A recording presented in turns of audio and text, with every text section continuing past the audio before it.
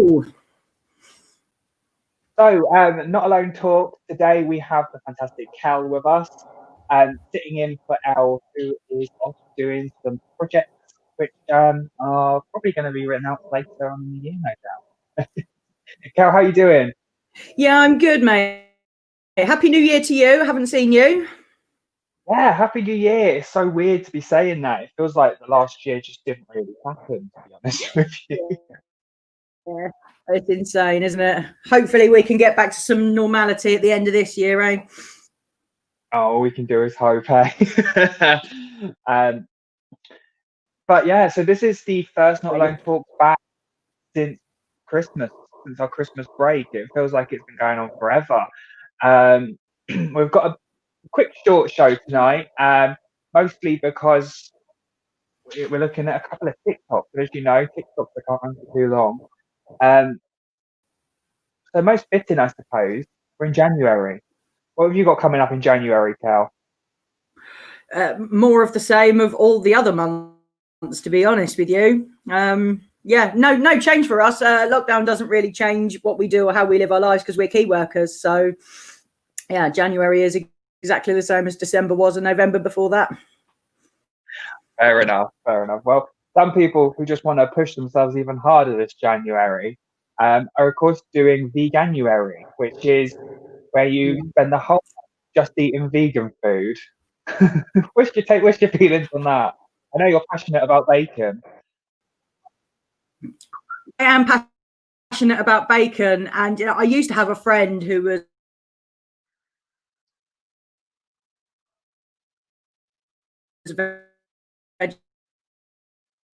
vegetarian. Bacon doesn't count. Loads of veg in this house. We live without bacon, to be honest with you, or a little bit of meat, you know. So yeah, I wouldn't embark on Veganuary because I would be setting myself up to fail. Do you know, I could do everything except for milk. It's honestly, I have. That sounds weird. I don't just like neck a pint of milk, but a cup of tea with some milk in it, you can't beat it. And there's just no alternative that I found that really lives up to just normal milk. But I could live without everything. Oat milk's okay. Yeah, oat milk's quite nice. Try that. For me, oat milk is just, it tastes like the milk that's left over after you've had a bowl of cereal. So it kind of, you know, it makes me think of those people that don't like waste, so they just pour their cereal milk into a cup of tea or something. So it's really off-putting for me. Yeah, peculiar, particularly if you've had Cocoa Pops. Yeah.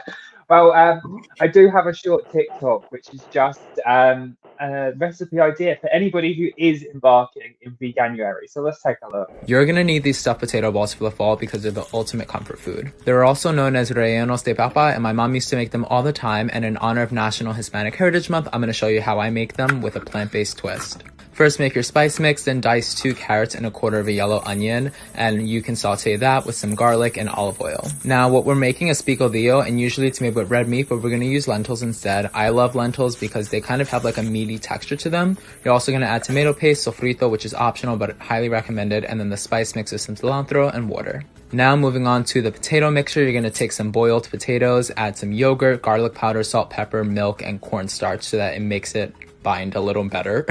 Now for some tips for forming the balls, always use wet hands so the potato mixture isn't too sticky. Then you can go ahead and roll it in some panko breadcrumbs for ultimate crispiness. Now we're gonna fry them in a high smoke point neutral oil. I use avocado oil, or you can bake them. Plate them, serve with some avocado crema, and dive in.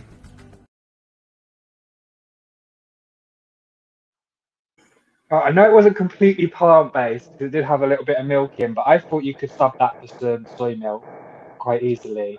But Yeah, it just you looks could do so that. good. They look really nice, really nice. And that's exactly the kind of thing that we would have a stab at in my house. We would probably just serve it with bacon. Oh, don't. It's we did falafel a couple of days ago, which I love falafel. I do. And for me, I was fine. I could have just eaten falafel on its own, but Dean was like, "Are we not going to have kebab meat or something with it as well?" I can't blame him, to be honest with you. It's removing the option. That's what makes Veganuary hard. It's removing that option. People can just promise them aren't they? Removing.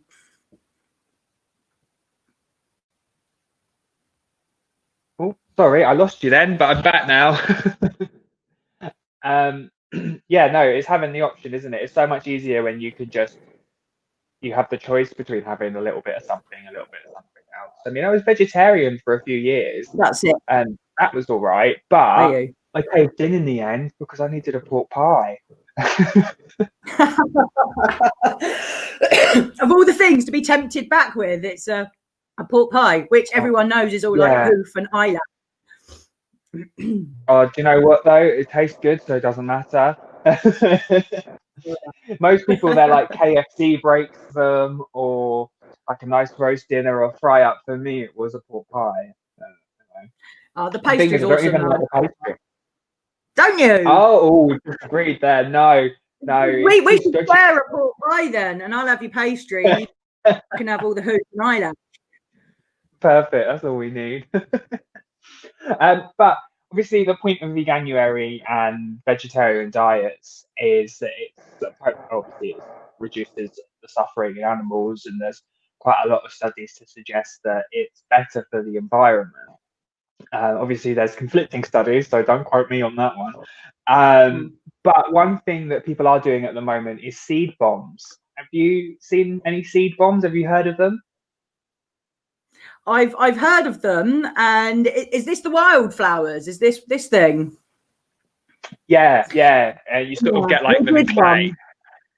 Yeah, we had one for wildflowers, and we just chucked it in a trough rather than in our garden because we didn't know what was going to happen to it. But it did turn out really nicely, and I think now we've got a specially allocated piece of grass now that the wife wants to seed bomb come spring and see what happens to it. It's such a cool idea. People in London have been sort of doing this thing. I don't know if you've seen it, where they claim a patch of just untamed land sort of on the street, as there's not many people with gardens in London, so people have been looking for like untamed flower beds that haven't been looked after by the council, and they've been sort of tendering to them or put seed bombs in there, which I think it just looks so much nicer, bringing some colour and flowers into that town centre. A lot of things, what's happening around here at the moment in Surrey is the council are doing it on roadside verges and seed bombing all that and giving wildflowers, letting them take over because it saves on their maintenance to go and mow it and everything. So yeah, it's a good idea. It can only be a good thing, can't it? More flowers. We're all worried about losing bees, so to encourage bees can only be good. Well, exactly. And what I found really interesting, I do have a short video, is there's now a practice of seed bombing trees. So to try and offset the amount of damage done by deforestation, they've made seed bombs for trees. So I'm just going to share this video now and take a look. This is what planting up to 1 billion trees per year looks like. Bombs filled with seeds and covered in clay and nutrients hit the ground ready to grow into a forest. Planting trees takes time and some places can be hard to reach, so using planes and helicopters makes it possible to plant tons of trees at once and cover a larger area with seed bombs. Every year, 18 million acres of forest are lost to deforestation, but scientists say 11% of our planet, or the equivalent of the US and China combined, could be replanted to remove 2/3 of all carbon emitted by human activity, and this could be key to combating climate change. I think it looks so cool. I had a little bit of a geek about it. No, I love that because, you know, through the effort and the work that it goes into planting trees and getting people that can actually do that is hard work. So it just seems like an ideal solution, doesn't it? I mean, exactly. I'd be surprised if they'll all work because I'm sure trees need a little bit more love and care than wildflowers. But I mean, if there's evidence to say it is working, why not? I mean, I can't think of facts already got out of my head, but how the amount they need to plant to offset so much carbon. It seems with those bombs way more achievable than you'd ever really think. Do you know what? Nature finds a way, and I bet a higher percentage of them come to fruition than you would probably imagine. Nature does find a way. You know, we're all seeing these pictures of growing through things that have been abandoned and stuff. You know, it just happens. It's just nature, and it's incredible. So I bet a lot of those do actually take. I'd be surprised. Yeah. I'm going to have to go and test my seed bombs. I got a few for Christmas. Actually, funny story. We got these seed bombs and they're just little brown bombs. And my mum bought some for me and she gave some to my brothers as well. My youngest brother because the colour thought they were chocolates. Had eaten a whole seed bomb. You can imagine the sort of jokes that they've had throughout the family, but I don't know how. I think it might have been a case of eyes bigger than belly and not even smelling them. Because like, the second you sniff them, you can smell the clay. But Brilliant. My little one tried to eat a bath bomb I bought him. So yeah, it must be a boy thing. I think it is. To be fair, I have been guilty of taking a mouthful of soap once. Because you know the Lush soaps, they do all these different ones that look like different chocolates and stuff like that. I got gifted one before and wasn't paying attention. You know what it's like. You've got a bag of like things for a birthday or something there, and you're just picking out the chocolates. And before you know it, you've got a mouthful of soap. But at least it was eco-friendly soap. That's it. Yeah. Well, it's been a little bit of a lesson today. We've had some really sort of learny videos, haven't we? Seed bombs and educational. Yeah. So, are you homeschooling at the moment? Oh, so, yes and no. Because we're key workers, our kids can take up key worker places at school. But we did do it obviously throughout summer, and it's incredibly difficult. And hats off to all the parents that are having to do that through this lockdown, because it's hard work to keep your kids motivated. Yeah, I can imagine. Well, I have a video of a mum who's been through the stresses of homeschooling and is reacting to a few of other people's posts. Let's just take a look, shall we? Hard to imagine how my kids were ever able to survive regular school days without 23 snacks. Homeschooling day 3. They all graduated. #done.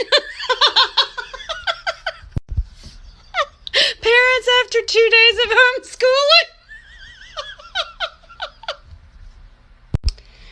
I hear my fiance in the other room, a principal, telling her students to stop drawing private parts on the shared screen on Zoom. How's your quarantine life holding up? Observations 2.5 hours into homeschooling 4 kids. Teachers need to make more than professional athletes, CEOs, and all of Hollywood combined. Homeschooling will not be in our future plan after this is over. Never too early for a drink. Is it time yet?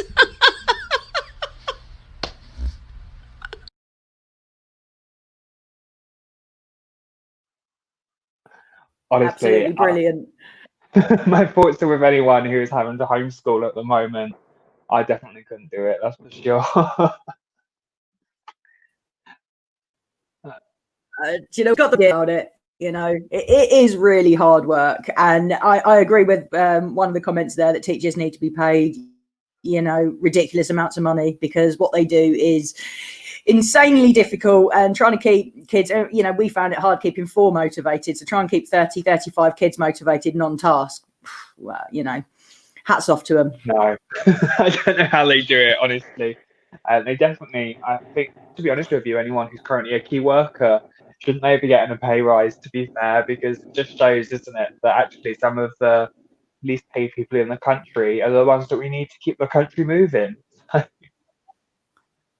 Yeah, absolutely. You know, it's not the bankers we're turning to, is it? It's, you know, not all these high level, high paid people. It's like you say, it's the, you know, the bus drivers and the bin men and the care workers that are keeping this country ticking at the moment. And, you know, they're the real heroes. Exactly that. Well, that's it. We've powered through all 3 of the videos that I pulled together this week. Thank you, everyone who's joined us tonight. This is our first Not Alone Talks back after Christmas, would you believe? I can't believe it's gone so quickly. Hopefully, we will be back with you next week with more videos and more updates from what the Pride and Surrey family are up to as well. So no matter what you're doing, no doubt, if you're like myself or Kel, you're going to be just carrying on how you have for the last few months. But if things have changed, then by all means, you know, you can do it. Kel, have you got any final messages for anyone watching today? We're just obviously to tell everyone that, you know, they're not alone, and we are here for them. If anyone needs any assistance or somebody to talk to, then they can text TALK to 88440, and somebody from the Pride in Surrey team will do their very best to help you out. Absolutely. Such a great message. Just a final note, a massive thank you to our More Pride sponsors, which is, of course, the fantastic Surrey County Council. They've been with us all year, and it's been fantastic to work alongside them. So thank you very much to them. And that's it from us. Have a fantastic rest of your evening, and we will see you in a week's time. Bye-bye. Bye, everyone.